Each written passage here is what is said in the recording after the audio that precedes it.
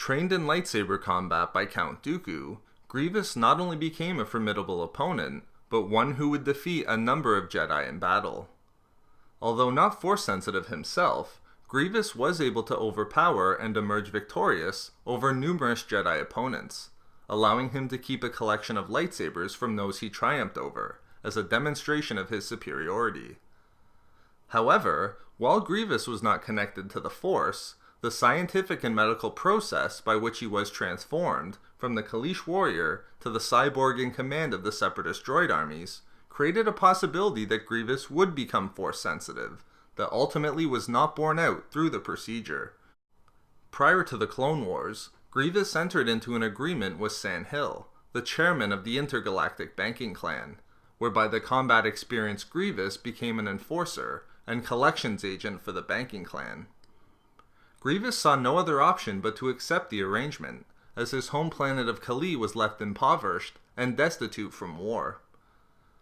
However, Grievous soon backed out of the deal after hostilities reignited on his home planet, causing him to return to Kalee to avenge his people.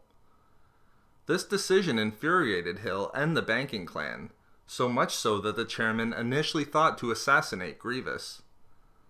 Ultimately, Hill formulated a plan with his allies, Poggle the Lesser, and the Sith Lords Star Sidious and Dooku to permanently force Grievous into servitude.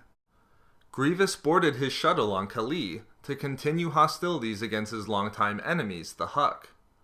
However, unknown to Grievous, Dooku, Poggle, and Hill had set up an ion bomb on board the shuttle. After the shuttle took off, the bomb was activated, with a remote-guided system being triggered by Dooku to eject Grievous only moments before the shuttle crash-landed. The explosion and subsequent ejection caused significant damage to Grievous's body, whereby he was badly hemorrhaging and in shock. Only Dooku's arcane Sith abilities prevented Grievous from dying of cardiac arrest, and allowed him to be transported to Geonosis to undergo the procedures that would transform him into a cyborg. However, as a team of FX series medical assistant droids worked to stabilize Grievous's condition during the journey to Geonosis, Dooku returned to his homeworld of Sereno to obtain an additional crucial component of his plan to transform Grievous into a worthy leader of the Separatist armies. On Sereno, Jedi Master Sifo Dyas's body had been preserved for years by Dooku within a cryogenic hibernation capsule. Dooku had been in possession of Sifo Dyas's body since the Jedi Master had been killed by the Pike Syndicate roughly 10 years earlier, at the behest of Dooku and his master Darth Sidious, in order to commandeer the Clone Army project that Sifo Dyas commissioned from the Kaminoans.